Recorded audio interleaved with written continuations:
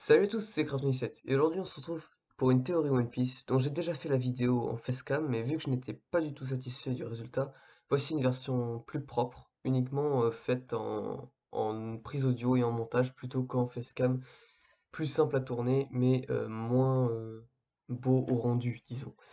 Cette théorie part d'un constat simple: l'histoire de One Piece ressemble étonnamment à l'histoire de l'humanité réelle, avec des moments clés. Nous allons donc voir ces moments étape par étape. N'hésitez pas à commenter la vidéo pour me donner votre avis. Attention au spoiler, et ça commence maintenant.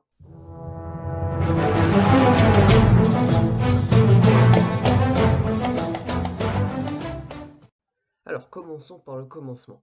À East Blue, pour moi, cela représenterait le temps des nomades. Aucun arrêt de plus quelques jours à un même endroit, Luffy recherche des gens qui savent faire des choses et qui peuvent être utiles et qui ne sait pas faire lui-même, naviguer, cuisiner. Il dira même à Arlong Park, à la fin de la période des nomades, qu'il ne sait ni manier les sabres, ni cuisiner, ni naviguer, ni même mentir, et que c'est pour ça qu'il a besoin de Nakama. Et donc du coup, on est donc à East Blue, le temps des nomades. On passe à la suite.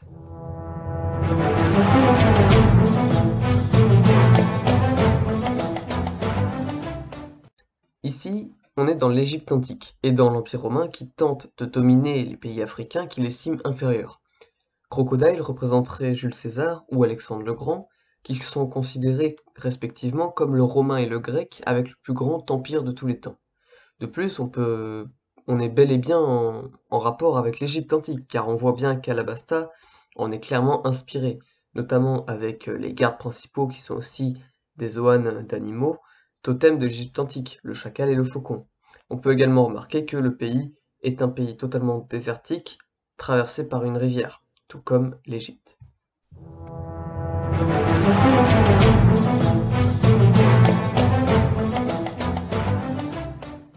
On fait un bond en avant de plusieurs centaines d'années et on arrive au XVe siècle, avec la conquête du Nouveau Monde. Un lieu très difficile d'accès où nos héros feront la connaissance d'une tribu locale avec des technologies bizarrement très développées. On a deux parallèles que je trouve très intéressants. Le premier est Usopp qui arnaque les Skypiens en leur donnant du caoutchouc contre leur technologie, rappelant les colons qui échangeaient des objets sans valeur contre l'or des indigènes. Et le deuxième est du même style puisqu'on voit les Skypiens trouvant la terre d'une grande valeur, ce qui fait écho au fait que les indigènes trouvaient l'or d'une piètre valeur car inutile pour survivre, à l'inverse des Européens.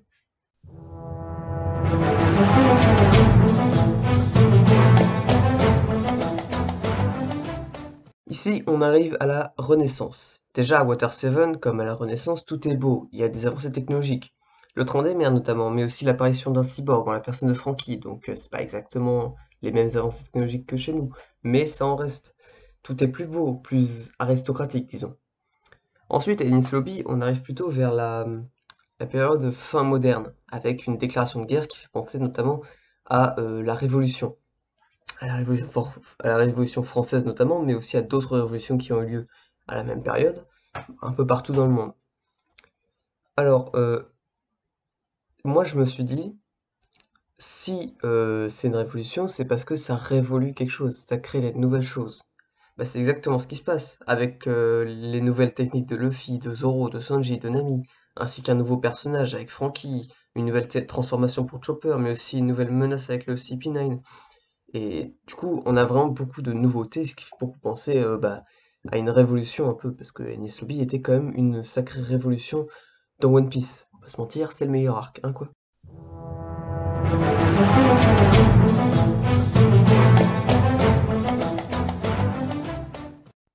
Alors, pour Thriller Bark, j'ai pas mal cherché, et j'ai fini par trouver quelque chose qui tenait à peu près la route. On sait que l'arc Thriller Bark est un des arcs les plus courts, car il se passe en un soir, une nuit et une matinée, donc à peine une douzaine d'heures. La vitesse de cet arc m'a fait penser à la vitesse du développement technologique mondial à la fin du 19e siècle. On a la révolution industrielle avec toutes les machines qui marchent au charbon, ce qui fait penser à l'ère saturée et polluée, qui donc fait penser à l'ère sombre et le brouillard de Thriller Bark. Et la pollution, qu'est-ce que ça implique? Ça implique quelque chose de pas bien, de plutôt sombre, de sinistre. Et qu'est-ce qu'on a à Thriller Bark? Plein de trucs sombres et cyniques, genre des cadavres, un ciel sombre, une brume sombre. comme si la pollution était partout et elle avait tué plein de gens qui étaient ensuite ressuscités par Moria. De plus, on a un grand corsaire qui contrôle les ombres. Et les ombres, ça fait encore plus penser à quelque chose de sombre. En plus, ça rime. Donc vraiment top, quoi.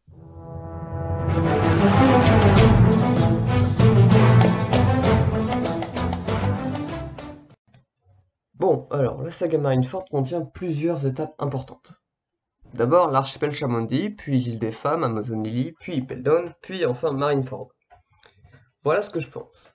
Pour commencer, j'ai fait quelques recherches sur ce que je pense être le parallèle avec Marineford, la Première Guerre mondiale. J'ai cherché donc, et voici ce que j'ai trouvé sur la première ligne de la page Wikipédia. Le premier acte qui a mis le feu aux poudres est l'assassinat d'un couple héritier d'Autriche-Hongrie par un Serbe. Celle-ci déclara la guerre à la Serbie, et ensuite, d'autres déclarations de guerre ont suivi, etc., etc.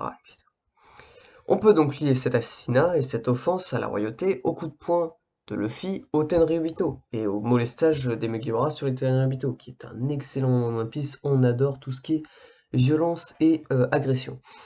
Ensuite, on arrive à Amazon Lily. La seule chose que j'y vois, ce sera en quelque sorte l'invasion d'un pays inconnu, parce que c'est un homme qui vient dans un pays entièrement peuplé de femmes, mais je vois pas vraiment grand chose d'autre. Ensuite, on a Ipeldon, et là je suis sûr de rien, mais en gros je pense qu'il s'agirait d'un parallèle avec les prisonniers politiques et les alliances temporaires d'anciens ennemis dans un but commun, dans un but qui arrange tout le monde. On retrouve bien évidemment ce schéma avec Ace en tant qu'ennemi politique emprisonné pour que la marine puisse faire un coup de pub entre guillemets. Et on retrouve également l'alliance entre Baggy, Luffy, Crocodile, etc., représentant les alliances entre anciens ennemis qui ont dû passer outre leurs différends pour arriver à un objectif commun. Et enfin, la guerre au sommet, là je me suis pas fait chier, c'est tout simplement le front. Voilà, ça c'est pour Marineford, on passe à la suite.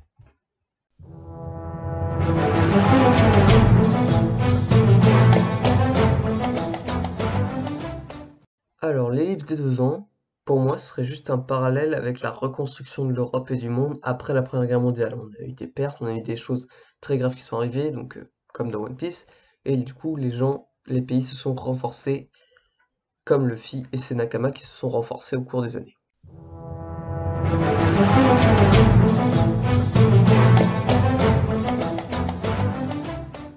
Ici, on aurait, je pense, un parallèle avec les États-Unis du début du XXe siècle, notamment par le racisme étouffant que l'arc m'a inspiré. C'est vrai quoi, on a les hommes-poissons qui sont racistes des humains, les humains racistes des hommes-poissons, les Tenryubito racistes des humains et des hommes-poissons. Et au milieu, t'as les tritons et les sirènes qui essaient de pacifier le tout en se faisant bolosser. Bref, selon moi, c'est un parallèle assez marqué avec la période très raciste au début du XXe siècle aux États-Unis. En écrivant cette partie de la théorie, j'ai pas mal pensé au film Le Majordome. Ça raconte l'histoire d'un noir dans les années 20 où il est enfant dans un champ de coton, puis qui devient majordome dans une maison, dans un hôtel de luxe, puis à la Maison Blanche. Et le film se termine avec lui et sa femme mourant juste après l'élection d'Obama, le premier président noir. Je trouvais ça très beau. Et si vous pensez que ça n'a aucun rapport avec One Piece et avec l'arc de l'île des hommes poissons, voici un détail qui va faire toute la différence à vos yeux, je pense. John Fitzgerald Kennedy, 35e président des États-Unis, était un des plus grands défenseurs des droits des nègres et des noirs, pardon, dans les années 60. Il a été assassiné en 1963. Ça vous rappelle pas la reine des hommes-poissons, Otohime, qui militait jour et nuit pour la paix entre humains et hommes-poissons et qui a été assassinée froidement par Oddie Jones? Voilà, maintenant je suis sûr que vous trouvez ça aussi logique que moi. Allez, on continue.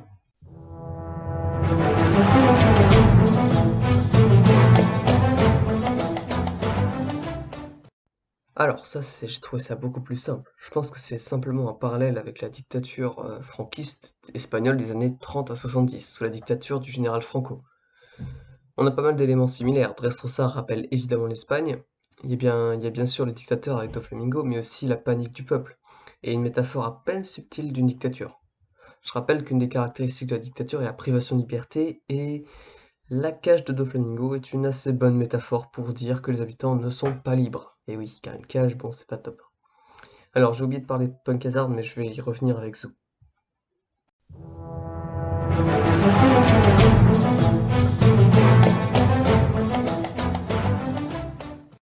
Alors, comme je viens de le dire, je vais faire un lien avec Punk Hazard. Ici, je pense que ça représente la montée des extrêmes dans des pays innocents.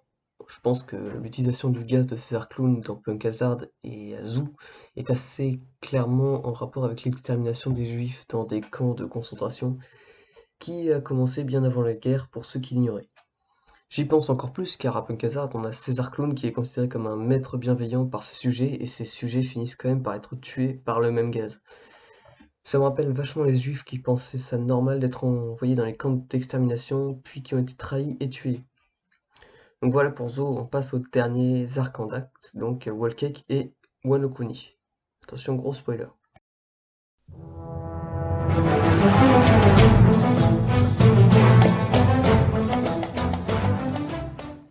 Alors, je pense qu'il s'agit là soit d'un parallèle avec le fascisme italien, soit d'un parallèle avec le communisme russe. Voici les éléments que j'ai. Déjà, c'est un territoire fermé, sous un dictateur, avec une armée, des prisons, des alliances politiques, bref. Moi, ça me fait vachement penser plus au fascisme qu'au communisme. Mais bon, après, c'est mon avis. Ça peut tout de suite être les deux, hein. On passe à Wano Kuni et il y aura également des spoilers. Même si il y en avait pas beaucoup pour Whole Cake, il n'y en aura pas beaucoup pour Wano Kuni, mais il y en aura quand même, donc faut mieux être au courant.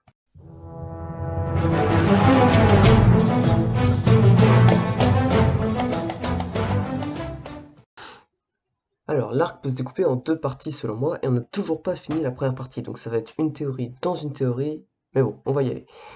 Déjà, la première partie, c'est comme Whole Cake. C'est un parallèle avec une dictature dans les années 20-30, peut-être le communisme russe, cette fois. On a encore une fois un dictateur, le pays qui est fermé, la prison, l'armée, mais je pense qu'il s'agit plus du communisme que du fascisme, car il y a aussi la famine et le camp de concentration où ceux qui ne travaillent pas n'ont rien à manger, rappelant les goulags, etc. Il y a d'autres détails que j'ai la flemme de détailler. La deuxième partie, et là, ça va peut-être vous choquer, mais je pense que c'est la Seconde Guerre mondiale. En effet, Eiichiro Oda, l'auteur de One Piece, a annoncé que la guerre du Pays de Roi rendrait ridicule la guerre de Marineford. Et qu'est-ce qui est pire qu'une guerre mondiale? Une deuxième guerre mondiale. Eh oui, eh oui, eh oui.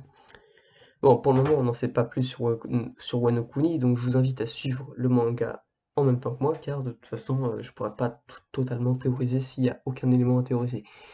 Voilà, j'espère que vous avez apprécié la vidéo, n'hésitez pas à mettre un like, un pouce bleu, à commenter si vous êtes d'accord ou si vous n'êtes pas d'accord, mais je préférerais que vous soyez d'accord, sinon je vais venir vous taper un par un.